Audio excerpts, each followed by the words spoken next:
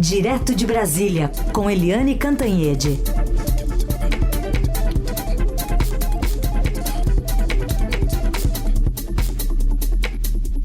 Oi, Eliane, bom dia. Bom dia, Raíssa e Carolina, ouvintes. Oi, Eliane, bom dia.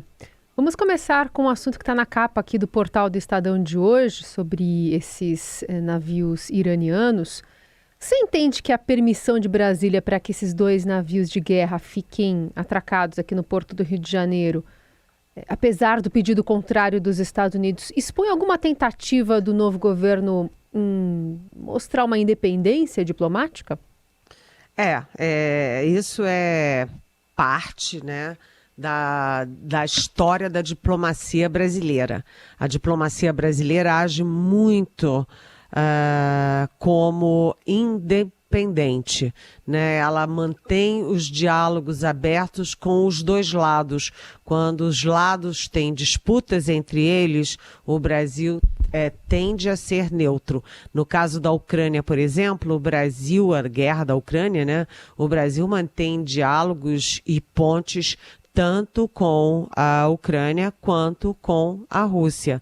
E nesse caso, o Brasil considera que é um problema dos Estados Unidos e de Israel com o Irã, e que o Brasil tem boas relações com o Irã e, portanto, não tem como impedir que os navios de guerra, são 2 navios de guerra que foram autorizados pela Marinha Brasileira a permanecerem ancorados no Brasil até 4 de março, né? Então, não vê nenhum problema. Eu consultei o chefe da assessoria especial do presidente Lula, o ex-chanceler Celso Amorim, que trabalhou, enfim, foi chanceler do Lula nos 2 mandatos, e ele me disse que essa é uma decisão soberana do Brasil.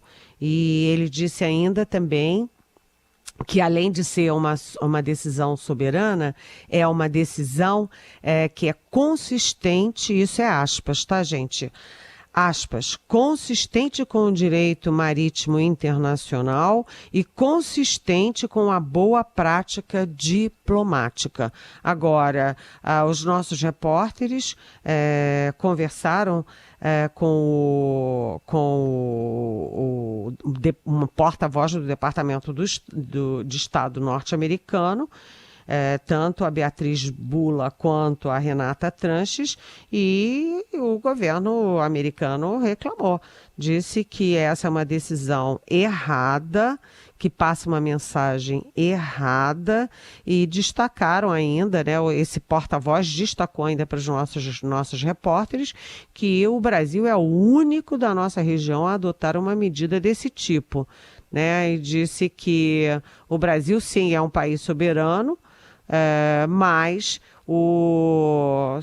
é uma coisa complicada, porque o Irã toma partido, por exemplo, na guerra da Ucrânia, fornecendo armas e trabalhando junto com a Rússia. E o Irã também, né? O Israel também. O governo de Israel fez uma nota oficial classificando a decisão do Brasil de perigosa e lamentável e classificando o regime do Irã como um regime maligno, né? Então, Estados Unidos e Irã, que são radicalmente contra... Eu estou confundindo, peraí. Os governos dos Estados Unidos e de Israel, que são radicalmente adversários do Irã, eles mandam recados para o Brasil, que não tem sentido o Brasil permitir que 2 navios de guerra atraquem nos portos aqui da nossa região, na vizinhança, portanto, aqui no quintal dos Estados Unidos. Isso cria uma crise diplomática. Uma crise diplomática, apesar do Celso Amorim ter dito que reage às críticas com tranquilidade, a tranquilidade tem que ser discutida, né? Porque, afinal das contas, tem uma guerra. Rússia, Ucrânia. Os Estados Unidos têm uma posição muito firme contra a Rússia, né? O Irã tem uma posição firme a favor da Rússia. Os navios são de guerra, estão atracados aqui. É uma situação complexa, lembrando que o Celso Amorim foi responsável pela proposta de um acordo nuclear, né, do programa nuclear do Irã, negociado entre Brasil e Turquia, e esse acordo foi votado na ONU, mas foi derrotado exatamente porque os Estados Unidos votaram contra e tiveram o apoio da França. Então, o Brasil tem boas relações com o Irã. Realmente, o Irã é uma ditadura, o Irã persegue as mulheres, o Irã persegue adversários, o Irã é uma ditadura, sim, mas o Brasil tem boas relações comerciais e diplomáticas com o Irã, até para manter essas portas abertas de diálogo. Enfim, isso ainda vai dar mais dor de cabeça. Vamos acompanhar. Outro assunto ainda da área internacional, ontem uma conversa por vídeo entre o presidente Lula e o presidente da Ucrânia, Volodymyr Zelensky. O que eles acertaram nesse encontro, hein, Eliane? Pois é, eu também conversei com o ex-chanceler Celso Amorim sobre isso, e aí o Celso Amorim ontem estava me contando, ele participou do encontro e disse que o presidente Lula foi muito claro nas posições dele e que o Zelensky agradeceu o voto do Brasil na ONU condenando a invasão da Ucrânia, né, e pedindo a retirada das tropas russas o quanto antes. E aí o Lula foi claro, disse que essa é uma posição histórica do Brasil, que o Brasil sempre vota contra a não ingerência interna de países em outros países e que defende a integridade das fronteiras territoriais dos países, ou seja, é contra invasões unilaterais decididas, como no caso da Rússia, contra um outro país, no caso a Ucrânia. O Zelensky convidou o Lula para ir a Kiev. O Lula agradeceu, disse que sim, mas não marcou data, né? Disse que está disposto sim, mas não marcou data. E também convidou o Zelensky para vir ao Brasil. E o Zelensky disse sim, que acha bacana, mas não marcou data. Então ficou aquele convite de carioca. Eu que sou carioca sei como é que é. Olha, passa lá em casa. Puxa, eu vou na tua casa, você vai na minha, eu vou na sua, e ninguém vai na casa de ninguém. Mas, de qualquer jeito, foi uma conversa em que o Lula voltou a falar no tal do Clube da Paz, que o Zelensky chama de Cúpula da Paz, que na proposta, na ideia do Lula, é um grupo de países, uma frente de países não envolvidos diretamente com a guerra, para propiciar o básico, uma mesa de negociação. O Lula disse que tem conversado sobre isso não apenas com os Estados Unidos, com a Alemanha e com a França, mas inclusive com a própria Rússia. E foi interessante ele deixar isso bem claro, que está conversando com a Rússia, que ouve a Rússia, porque na véspera, na quarta-feira, o chanceler brasileiro, Mauro Vieira, estava lá no G20, eu acho que em Nova Delhi, na Índia, e ele conversou exatamente com o chanceler russo, que é o Sergei Lavrov. Então, o Brasil mantém diálogos, mantém pontes abertas, tanto com a Rússia quanto com a Ucrânia, e tem a pretensão de ser um facilitador das conversas, inclusive com a possibilidade de levar o tema para a próxima reunião dos BRICS, Brasil, Rússia, Índia, China e África do Sul, que está prevista para julho, na África do Sul, que é considerado um território neutro. Ou seja, se vai dar certo ou não, não se sabe, mas o Brasil mantém as portas abertas e mantém essa pretensão de facilitar algum tipo de cessar-fogo, né? Algum tipo de negociação que leve ao cessar-fogo. É uma pretensão bastante audaciosa para o tamanho da diplomacia brasileira, mas de qualquer jeito é condizente com o tamanho, né, da pretensão do Lula e do próprio Celso Amorim, por exemplo, nos 2 primeiros mandatos do Lula. Muito bem. Eliane, uma pergunta aqui dos nossos ouvintes. O Luiz quer saber de você em que resultou a missão de Lula de dissuadir o Uruguai e fechar um acordo bilateral com a China. Funcionou?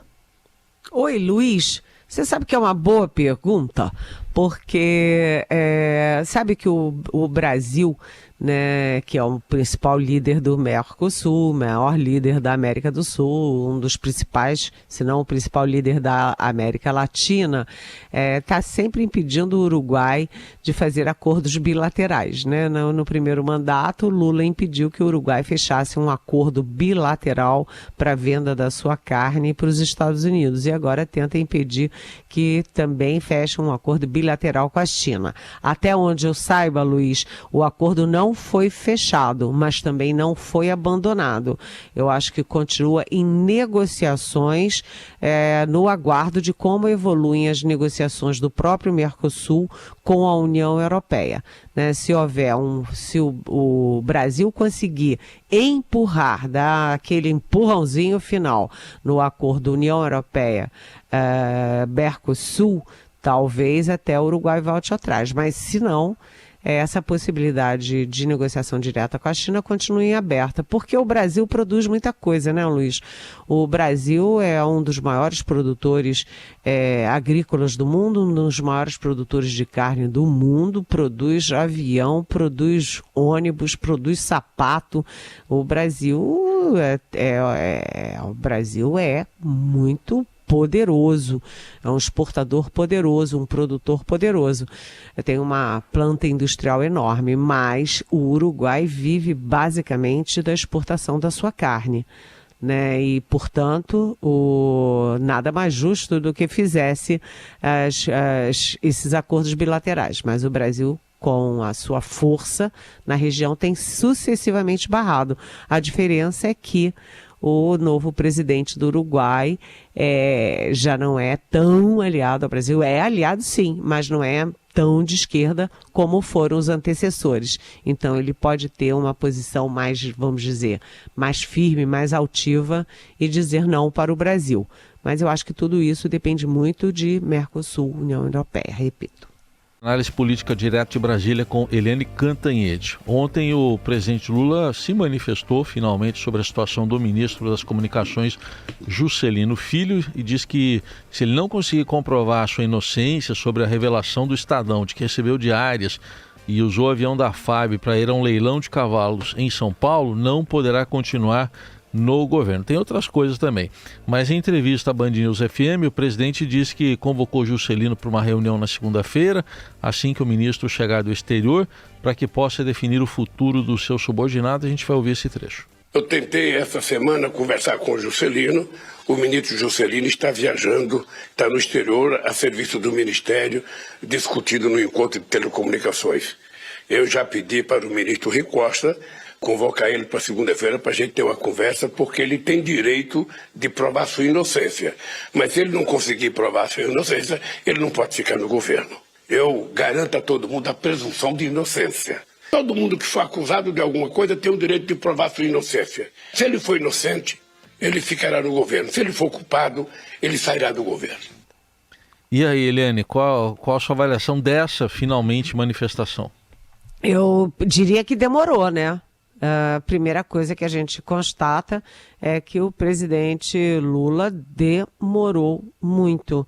Ele deixou ir muito longe essa história, a ponto de ontem o Estadão ter aí a manifestação até da Transparência Internacional falando sobre o efeito disso sobre a imagem do Brasil, não é? Então, Lula poderia ter se antecipado, porque, como eu disse na minha coluna de hoje, né, como deputado, o Juscelino já era complicado, né? O Juscelino Filho já era complicado, porque, imagina, no ano passado o único projeto dele foi apresentar e um projeto de criação do Dia do Cavalo, né? Ele, como deputado também, ele usou verbas das emendas parlamentares para asfaltar uma estrada que dá na fazenda dele, lá no Maranhão. Depois, como candidato à reeleição a deputado, ele simplesmente esqueceu, né? Deve ter sido esquecido. Todo mundo pode esquecer alguma coisa, não é a Raíssa e Carolina? Mas ele esqueceu de dizer que tinha 2 milhões de reais em cavalos de raça. Ele sonegou essa informação à Justiça Eleitoral. E depois de ministro, né, ele usar avião da FAB, né, diárias de ministro, para passar 4 dias em São Paulo, cuidando de leilão de cavalos, cá para nós, né? Realmente fora, vamos dizer, fora do aceitável. E, além de tudo, agora se sabe que ele também acaba de nomear diretor de radiodifusão do Ministério das Comunicações, um cidadão que é sócio do Willer Tomás, que enfim, parceiro do Flávio Bolsonaro aí em negócios de advocacia, etc, etc. E, enfim, e tem rádios, etc, canais lá no Maranhão. Então é tudo muito estranho, muito esquisito. A assessoria do ministro me mandou aqui uma nota de explicações com 7 itens, mas o próprio Estadão já disse que tem algumas inverdades nessa nota. De qualquer jeito, agora a questão do Juscelino não é mais contra o Estadão. Não é nota para o Estadão. O Juscelino vai ter que se explicar na segunda-feira, olho no olho, cara a cara, com o presidente Lula. Só para concluir, o Juscelino é do União Brasil. União Brasil tem 3 ministros. 3 ministros no governo Lula. Todos 3 enrolados. O Juscelino é tudo isso que eu falei. Né? A Daniela do Vaguinho, que foi a deputada mais votada no Rio de Janeiro, simplesmente tem envolvimentos nunca bem explicados com milicianos, com a milícia. E o Valder Góes, que não é do partido, mas foi indicado pelo partido, foi governador do Amapá, foi condenado, né? E também responde a outros processos. Então, são 3 enrolados, é um custo alto para o governo isso, e é um custo sem benefícios, porque a bancada do União Brasil acaba de assinar o pedido de CPI do golpe, o CPI de 8 de janeiro, que é uma CPI que o Lula já disse claramente, veementemente, peremptoriamente, que não quer. Então, o Lula não quer, aliás, nenhum governo quer CPI, né? E União Brasil, que tem 3 ministérios, apoia uma CPI que o Lula não quer. Ou seja, é um custo-benefício que não está valendo a pena para o Lula.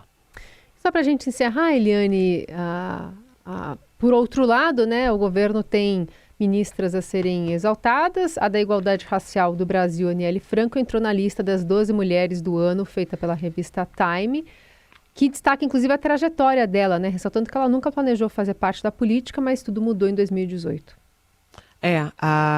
O depoimento da Aniele Franco que eu vi ontem foi muito emocionante. Eu confesso que tive que disfarçar ali uma lágrima escorrendo na face desta repórter, porque é muito bonito ela falar. Realmente ela nunca pretendeu entrar para a política. Ela jogava vôlei muito bem.